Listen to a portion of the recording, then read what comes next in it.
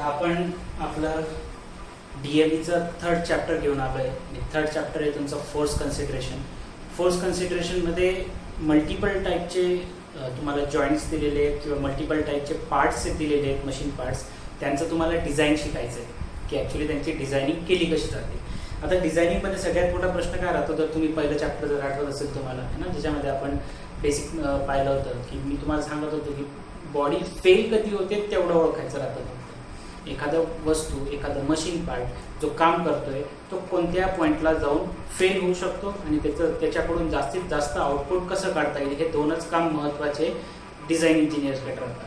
तर मग डिझायनिंगमध्ये सगळ्यात महत्त्वाचं काय की फेल्युअर. आता इथून आपण शिकणार आहे की बॉडी फेल्युअर कधी होऊ शकते, किती फोर्स लावला की बॉडी कोणत्या पद्धतीने फेल होऊ शकते ते आपल्याला शिकायचं आहे. मग आता त्या फोर्स कन्सिडरेशनमध्ये भरपूर वेगवेगळ्या प्रकारचे आपल्याला मशीन पार्ट शिकायचे. त्यामध्ये आपण फर्स्ट पार्ट घेऊन आलोय तो म्हणजे socket and spigot cotter joint. Interesting आहे आणि सगळ्यात महत्त्वाचा एक पॉईंट जो मला तुम्हाला सुरुवातीलाच सांगायचा आहे या चॅप्टरच्या. इथून पुढे जेवढे बी चॅप्टर्स राहतील त्याच्यामध्ये खूप सारे डिझायनिंग प्रोसिजर राहतील तुम्हाला आणि प्रत्येकाच्या डिझाईन प्रोसिजरमध्ये खूप सारे न्यूमरिकल्स राहतील. न्यूमरिकल सोबत त्यांचे इतके सारे फॉर्म्युले राहतील. आता ह्या स्पिगॉट आणि सॉकेट स्पिगॉट क्वार्टर जॉईंटमध्ये आपल्याला 10 वेगवेगळ्या प्रकारचे फॉर्म्युले बघायचे. मग फॉर्म्युले तुम्ही 5-50 फॉर्म्युले तुम्ही आरामात पाठ करू शकतात आणि तुम्ही करतात पण प्रत्येक सब्जेक्टसाठी. पण इतर एका चॅप्टरला 30-30, 40-40 फॉर्म्युले राहतील है ना. घाबरत नाही आहे. महत्त्वाचं काय, ते 30-40 फॉर्म्युले पाठ करणे बी काही मोठी गोष्ट नाही राहत. पण प्रॉब्लेम हा होऊन जातो की सगळ्यांमध्ये ज्या व्हॅल्यूज दिसतात ना, ज्या क्वांटिटी दिसतात त्या सारख्या राहतात. जसं π/4 कुठे D1 स्क्वेअर आहे तर कुठं फक्त D राहील, कुठं D2चा स्क्वेअर राहील, कुठं D3चा स्क्वेअर येऊन जातो, कधी फक्त D3 येतं, कधी D1 D2 येतं. सो छोटे छोटे एकदम बारीक बारीक चेंजेस राहतात. तर त्यामुळे हे जे फॉर्म्युले आहेत हे पाठ करणं सुरुवातीला 1 चॅप्टर 2 चॅप्टर ठीक वाटतं.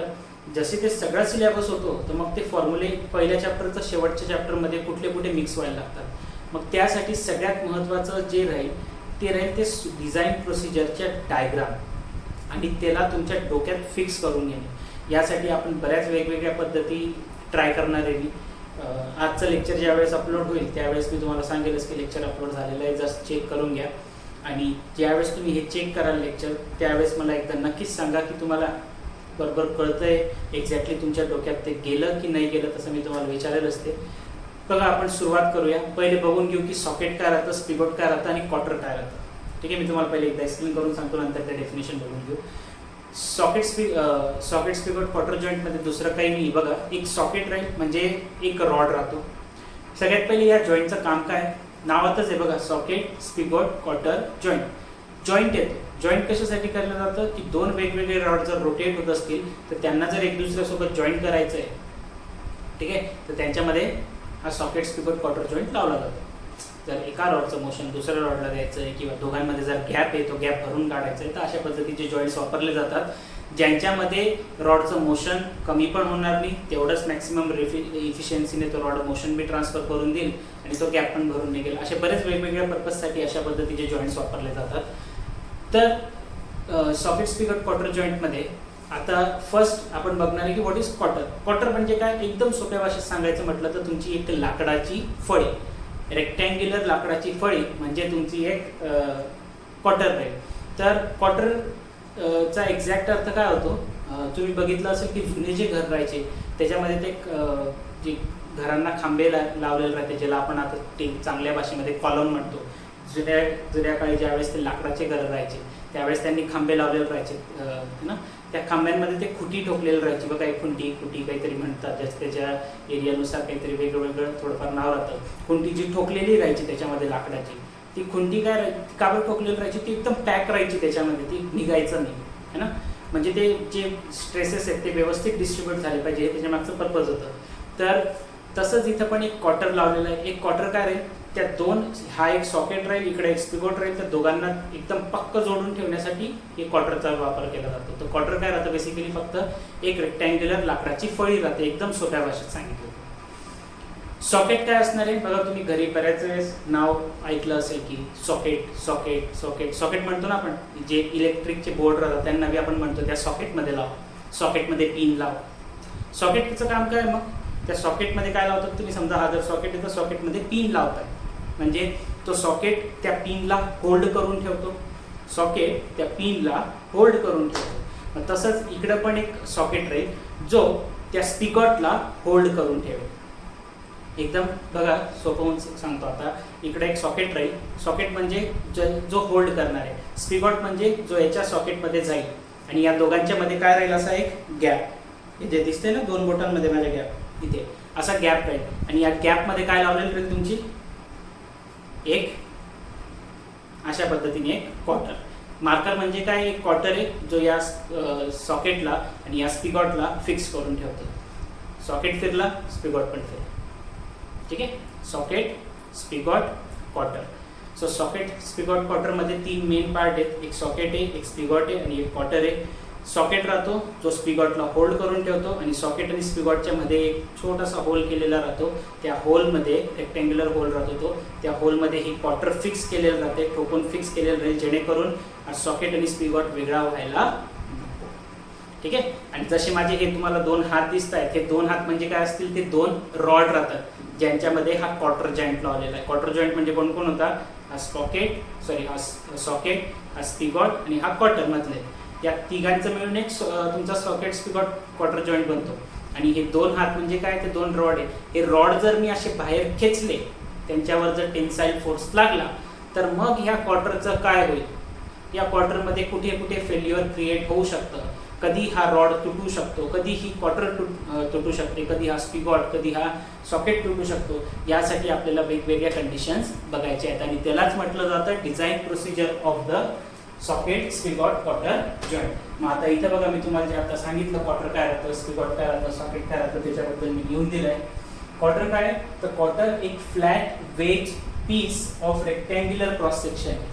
Flat wedge piece of rectangular cross section. वेजचा अर्थ राहतो खुंटी मराठीत. ठीक आहे, एक फ्लॅट, एक रेक्टँग्युलर स्लॉट किंवा रेक्टँग्युलर क्रॉस सेक्शनची एक खुंटी आहे, किंवा एक आपली सोप्या भाषेत एक लाकडाची फळी आहे, जिला एक एंड पासून दुसऱ्या एंड पर्यंत टेपर केलेलं जातं. हे तुम्हाला कोणी विचारणार नाही की काय, पण मग मी तुमच्या नॉलेजसाठी सांगून ठेवतोय की सॉकेट आणि स्पिगॉट, क्वार्टर जॉईंट काय राहतं. जसं मी तुम्हाला सांगितलं, हाय तर सारखेच ते. एक सॉकेट राहतो जो होल्ड करायचं काम करणार, एक स्पिगॉट राहील जो याच्यामध्ये जाऊन बसणार. The socket, spigot, quarter joint, one end of the rod, रॉडचा वन एंड, हात सांगितलं मी तुम्हाला रॉड, तर one end of the rod is provided with the socket. हा जर माझा एक रॉड होता, तर हा रॉडच्या एका एंडला काय लावलेला आहे, सॉकेट लावलेला आहे. And other end, one end of the rod is provided with the socket type of end. या रॉडच्या एंडला काय, एक सॉकेट आहे. And other end is inserted in a socket. आणि या रॉडचा जो दुसरा एंड आहे तो या सॉकेटमध्ये काय करून ठेवलेला आहे, इन्सर्ट करून ठेवलेला आहे. आणि जो एंड या सॉकेटच्या मध्ये जातो, the end of the rod which goes into the socket. The end, हा दुसरा रॉडचा एंड होता ना, तर हा एंड या पहिल्या सॉकेटच्या एंडमध्ये काय झाला, मध्ये जाऊन बसलाय. तर end which is goes inside the socket, it is called as a spigot. म्हणजे जो एंड सॉकेटच्या मध्ये जाईल त्याला स्पिगॉट म्हणायचं, जो याला होल्ड करून ठेवेल त्याला सॉकेट म्हणायचं. आणि या दोघांच्या मध्ये येऊन जाईल तुमचा एक असा कॉलर. ही कॉलर काय करते, तर या दोघांना फिक्स करून ठेवायचं, सॉरी कॉलर म्हणतोय मी, क्वार्टर. ही क्वार्टर काय करते, फिक्स करून ठेवायचं काम करणार आहे. मग आता आपण याची 1 by 1 पहिले एकदा डायग्राम बघूया, मग याची डिझाईन प्रोसिजर स्टार्ट करूया. यानंतर तुम्हाला एक ॲनिमेशन दिसेल, त्याच्यामध्ये क्वार्टर कसा दिसतो, स्पिगॉट कसा दिसतो आणि सॉकेट कसा दिसतो ते कळेल. बघा मग ते आता. बघा, हा आहे तुमचा सॉकेट, त्यानंतर हा स्पिगॉट आणि स्पिगॉटसोबत राहील एक कॉलर. तिघांना असेंबल करायचं आहे आपल्याला, की आपली असेंब्ली बनून जाते पूर्ण जॉईंटची. बघा, ऑरेंज कलरचा जो सॉकेट आहे त्यामध्ये मोठा जो गोल दिसतोय ना, तो सॉकेट कॉलर आहे. तसाच ग्रीन कलरच्या रॉडवर सुद्धा एक गोल दिसतोय, तो तुमची स्पिगॉटची कॉलर आहे. आणि त्या दोघांमध्ये जो रेक्टँग्युलर स्लॉट होता त्याच्यामध्ये आपण आपली क्वार्टर फिक्स केलेली आहे. ठीक आहे, तर अशा पद्धतीने ही असेंब्ली राहील. चला बघा, आता स्टार्ट करूया आपण design procedure for the socket and the spigot cotter joint. आता तुम्ही ॲनिमेशन पाहिलेलं आहे. ॲनिमेशनमध्ये तुम्हाला क्लिअरली समजलं आहे की सॉकेट कसा राहतो, स्पिगॉट कसा राहतो, क्वार्टर कशी राहते, त्यांची अरेंजमेंट कशा पद्धतीने, सॉकेटची कॉलर कशी राहते, स्पिगॉटची कॉलर कशी राहते. तर या सगळ्या गोष्टींनंतर आता आपण स्टार्ट करणार आहे. बघा, ती डायग्राम ते तर तुम्हाला कळून गेलं की एक्झॅक्टली त्यांचे ॲनिमेशनवरून की ते कसे राहतात, त्यांचे डायग्राम वगैरे. इथं आपण 2D डायग्राम मध्ये कसं दाखवणार आहे ते बघून घ्या. माझ्याकडे एकाच रंगचा मार्कर आहे, त्यामुळे मला जास्त काही चेंज पण नाही करता आलं आणि बोर्ड पण छोटा आहे आपला, सो छोटीशी डायग्राम काढली मी, कारण डायग्राम मला प्रत्येक वेळेस डिझाईन एक्सप्लेन करताना दाखवावी लागेल, त्याच्यामुळे मी ती डायग्राम राहू दिली, साईडला काढली थोडी. बघा आता तुम्हाला तरी मी इथून सांगण्याचा प्रयत्न करतो. हा इकडचा जो पार्ट आहे, एक काम करू, इकडून स्टार्ट करू, 1 बाय 1 एक पॉईंट एक्सप्लेन करता करता मी तुम्हाला ते सांगेल. सगळ्यात पहिले काय दिसतंय, P is the load carried by the rod. Rod कुठे तुम्ही पाहिलं ते अॅनिमेशन मध्ये, रॉड इकडच्या एंडला एक रॉड आहे, तिकडच्या एंडला एक रॉड आहे, सो 2 रॉड आहेत. दोन्ही रॉडवर जे फोर्स अप्लाय होतोय इथे आणि इथे, हा जो फोर्स अप्लाय होतोय तो फोर्स कोणता आहे, दॅट इज फोर्स म्हणून घ्या किंवा लोड म्हणून घ्या. जो फोर्स अप्लाय होणार आहे, लोड अप्लाय होणार आहे, त्याला आपण डी ने डिनोट करणार आहे. त्यानंतर D is the diameter of the rod. ज्या रॉडवर तुम्ही तो फोर्स अप्लाय करताय त्या रॉडचं डायमीटर आपण कन्सिडर केलेलं आहे डी.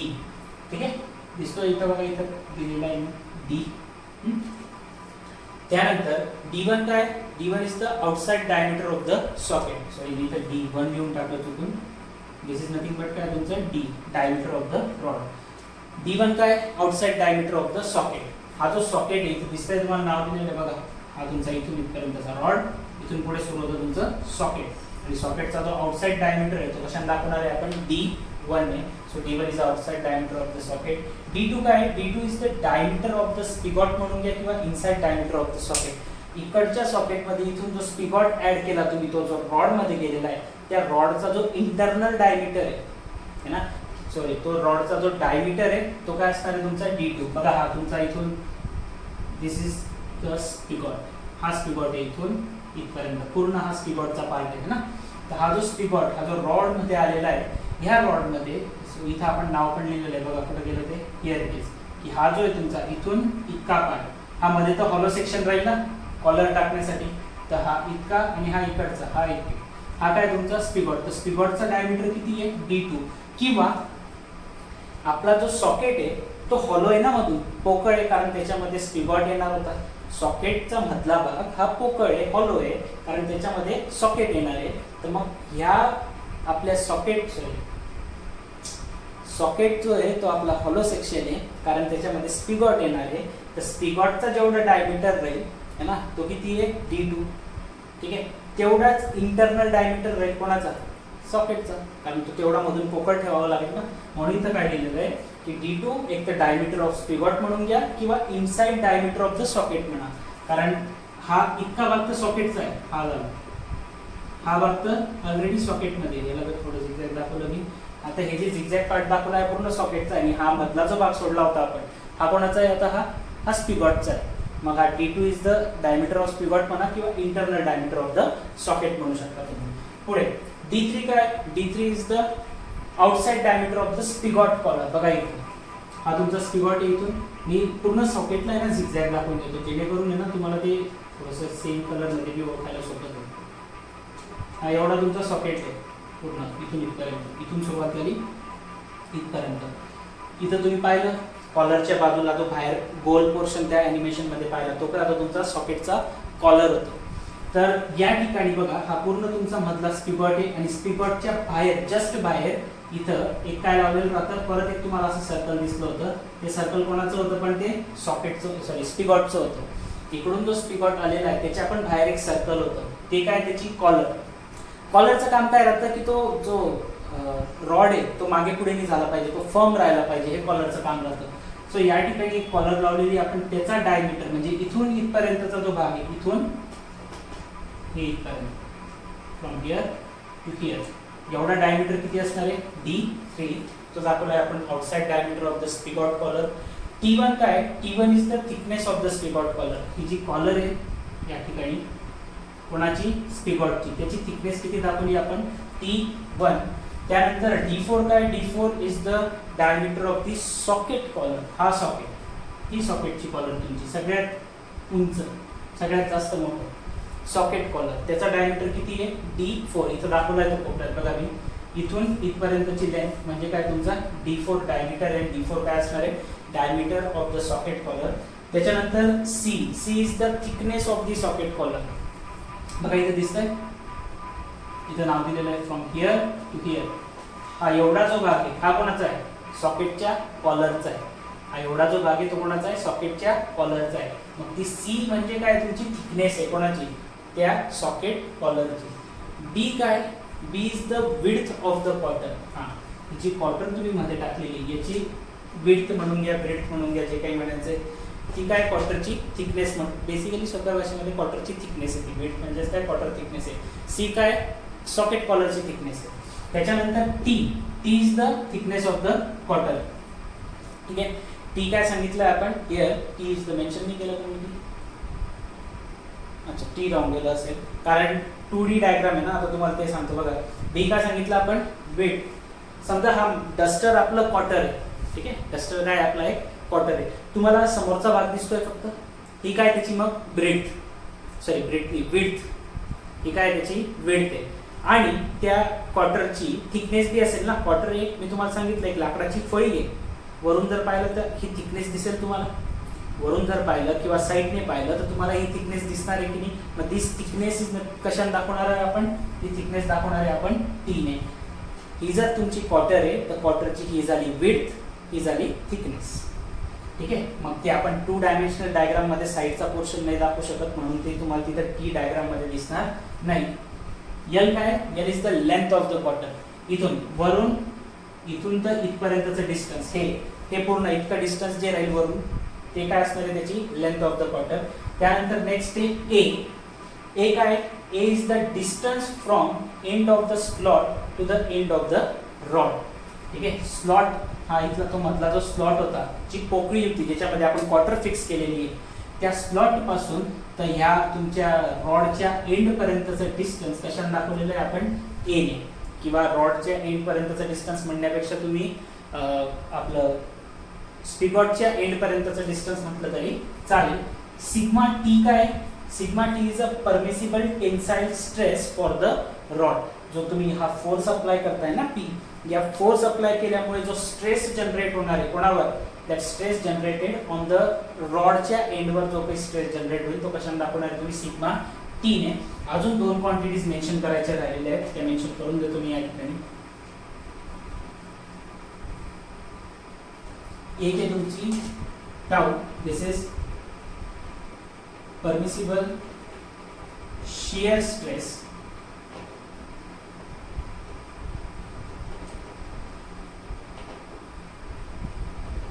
For cotter. आणि एक राहील सिग्मा सी, दॅट इज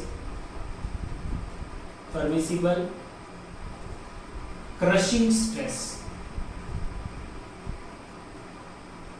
हे सुद्धा कोणासाठी राहील, फॉर कॉटर. ठीक आहे. शियर स्ट्रेस आणि सिग्मा सी आणि टाउ. टाउ हे शियर स्ट्रेस आहे, सिग्मा सी हा क्रशिंग स्ट्रेस. ठीक आहे. तर एवढी सगळी टर्मिनॉलॉजी आहे कॉटर, स्पिगॉट आणि स्पिगॉट सॉकेट कॉटर जॉइंट मध्ये. ठीक आहे. पुन्हा एकदा सांगतो बघा. डी काय, डायमीटर ऑफ रॉड.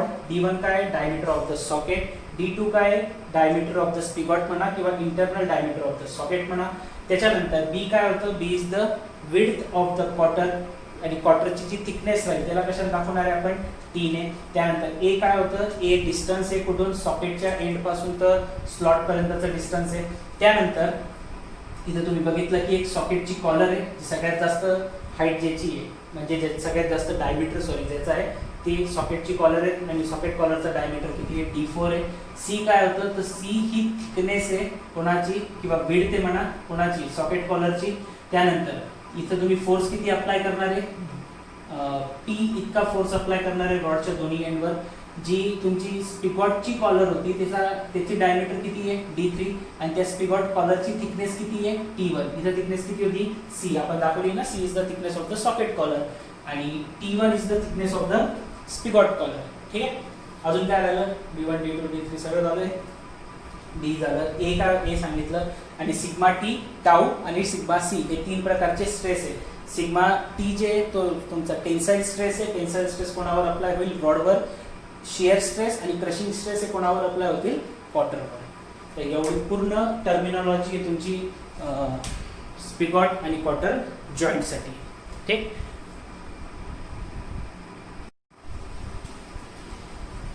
आता सगळ्यात महत्त्वाचं काय, तर आजचं लेक्चर आपण छोटंसंच ठेवू, फक्त introduction of the socket spigot cotter joint. याचे जे फेल्युअरच्या कंडिशन्स आहेत ते आपण नेक्स्ट लेक्चरला स्टार्ट करू. हे आज छोटंसं लेक्चर होईल, 20-25 मिनिटाचंच होईल. उद्याचं लेक्चर जे आपलं ते थोडंसं मोठं होईल, कारण त्याच्यामध्ये आपण 10 टाईपचे फेल्युअर बघणार की कोणकोणत्या टाईपमध्ये हा जो जॉईंट आहे तो फेल होऊ शकतो. मग त्यासाठी आणि त्यापूर्वी म्हणजे जे नेक्स्ट लेक्चर येईल, तुम्ही कधी बघताय मला नाही माहिती, पण जे नेक्स्ट लेक्चर येईल तुमचं त्यापूर्वी, नेक्स्ट लेक्चर बघण्यापूर्वी आजचं जे लेक्चर आहे, तर ही डायग्राम जी दिसते तुम्हाला, ही डायग्राम कमीत कमी 2दा तरी काढून बघा. ही जोपर्यंत तुमच्या डोक्यात ही नावं फिक्स होत नाही ना, तोपर्यंत प्रॉब्लेम आहे. फक्त एकदा तुमच्या डोक्यात ही डायग्राम फिक्स झाली, मग तुम्ही ते प्रत्येक फेल्युअरची मी सेपरेट डायग्राम काढेल. मग त्या डायग्राम कधी बी लक्षात ठेवा, 100 डायग्राम पाठ करणं सोपं आहे. सोप्या ज्या डायग्राम राहतात, गोल, चौकोन, त्रिकोण, त्या 100 डायग्राम पाठ करणं सोपं आहे, पण 100 सारखे फॉर्म्युले पाठ करणं सोपं नाही. म्हणून आपण, मला नाही माहिती कॉलेजमध्ये काय सांगितलंय, पण पर्टिक्युलरली आपण किंवा माझा जो अनुभव आहे मशीन डिझाईन बद्दलचा, तो हाच सांगतोय की जर तुम्ही डायग्रामवरून फॉर्म्युला लक्षात ठेवला तरच तुम्ही शेवटी लक्षात ठेवू शकता. पेपरमध्ये तुम्हाला ते फॉर्म्युले आठवतील. नाही तर मी तुम्हाला कोऱ्या कागदावर आजच लिहून देतो की तुम्ही जर फॉर्म्युले पाठ करून गेले, फक्त पाठ करून गेलेले, तुम्हाला डायग्राम लक्षात नाहीये, तर आजच सांगून देतो मी, तुम्ही हा सब्जेक्ट फेल होणार. आणि हे मी अश्युरिटीने सांगतोय. हे भरपूर अनुभव पाहिलेले आहेत मी, म्हणजे आमच्यासोबत आमच्या बॅचमध्ये ज्यावेळेस कंडिशन आली होती, तर बरेच पोरं फेल याचसाठी झाले होते. असं काहीच नाही आहे की या सब्जेक्टमध्ये कठीण असं काहीच नाही. फक्त कठीण आहे की ते फॉर्म्युले तुम्हाला तिथं लक्षात आले पाहिजे. असं जसं आपण सॉममध्ये फॉर्म्युले माहिती होते, पण त्याच्यामध्ये आपण व्हॅल्यूज काढून पुट करायचो. आता काही नाही, इथं सगळं दिलेलं राहतं. लहान मुलासारखं फक्त व्हॅल्यूज घेऊन कॅल्क्युलेशन करायचं आहे. पण का बरं इतकी भीती तुमच्या कॉलेजमध्ये या सब्जेक्टची? ओनली द रिझन इज की मुलांना फॉर्म्युले पाठ राहत नाही. शेवटी जाऊन ते फॉर्म्युले विसरून जातात, आणि ती एकदम स्वाभाविक गोष्ट आहे, कारण फॉर्म्युले अतिशय सिमिलर राहतील. म्हणून सांगतोय, फर्स्ट जे पहिले 2 चॅप्टर तुमचे एकदम फालतू होते, काहीच कामचे नव्हते. इथून तुमचा ॲक्च्युअल डिझायनिंगचा पार्ट सुरू होईल, आणि डिझायनिंगचा पार्ट जर तुम्हाला व्यवस्थित करायचा आहे, हा सब्जेक्ट जर तुम्हाला व्यवस्थित चांगल्या मार्क्सनी काढायचा आहे, आजच सांगतोय, कायम डायग्रामवर फोकस करा. डायग्राम लक्षात राहिली, तुमचा क्वेश्चन सॉल्व्ह होईल म्हणजे होईल. डायग्राम लक्षात ठेवणं फार महत्त्वाचं आहे. आणि अजून एक गोष्ट जी तुम्हाला सांगतो, तुम्हाला कधी बी ना क्वेश्चन असा नाही येत की एक पर्टिक्युलर टाईपचं फेल्युअर काढून दाखवा. कमीत कमी 3-4 फेल्युअर विचारले जातील, नाही तर डायरेक्ट सगळेच्या सगळे 10 फेल्युअर विचारतात, है ना. पूर्ण डिझाईन प्रोसिजर लिहायला लावतील, किंवा पूर्ण सगळे फेल्युअर, पूर्ण डिझाईन कन्सिडरेशन सोबत सगळे फेल्युअर काढायला लावतील. ठीक आहे. त्यामुळे असं काही नाही की एक फॉर्म्युला 2 फॉर्म्युले पाठ करून काम झाकणार आहे. पूर्ण 10च्या 10 फॉर्म्युले प्रत्येक याच्यासाठी. आता याच्यासाठी 10 कंडिशन्स आहेत. नकल जॉईंटसाठी काही वेगळ्या राहतील, सी क्लॅम्पसाठी काही वेगळ्या राहतील, टर्निंग पिकलसाठी काही वेगळ्या राहतील. सो अशा कंडिशन्स बदलत जातात. त्यामुळे कधी बी डायग्रामवर फोकस करा. ठीक आहे. तर आजचं लेक्चर आपण इथंच थांबूया. बाकी आपण नेक्स्ट लेक्चरला आपण याचे पूर्ण डिझाईन कन्सिडरेशन लिहिणार आहे, आणि प्रत्येक पॉईंटवर कुठे फेल्युअर होऊ शकतं त्याचे 10-11 जे बी पॉईंट्स आहेत ते सगळ्यात पद्धतीचे आपण फेल्युअर बघणार आहे. अजून एक लास्ट पॉईंट सांगायचा राहिला की तुम्ही हे लेक्चर बघितलं, ती डायग्राम मे बी तुम्हाला इतकी क्लिअर दिसत नसेल, त्यामुळे तुम्ही हे लेक्चर बघितलं की मला व्हॉट्सअपला मेसेज करायचा आहे. मी तुम्हाला आपली टेक्स्टबुकमधली डायग्राम पाठवेल एक, है ना, स्क्रीनशॉट काढून. जर तुमच्याकडे टेक्स्टबुक असेल तर चांगलंच आहे. याची जर नसेल तर मी तुम्हाला टेक्स्टबुकमधली एक डायग्राम पाठवेल, त्याच्यावरून तुम्ही डायग्राम ड्रॉ करून घ्यायची. कारण ही काढलेली तर ॲक्युरेट आहे, पण फक्त ते जे नावं वगैरे ते एकदम जवळजवळ झाले, त्यामुळे तुम्हाला मे बी दिसायला प्रॉब्लेम होईल. तर टेक्स्टबुकमधली डायग्राम मी तुम्हाला पाठवेल. मला व्हॉट्सअपला मेसेज करायचा आहे लेक्चर झालं की. तुमचं बघून झालं की मला मेसेज करा, मी तुम्हाला ती डायग्राम पाठवेल व्हॉट्सअपला.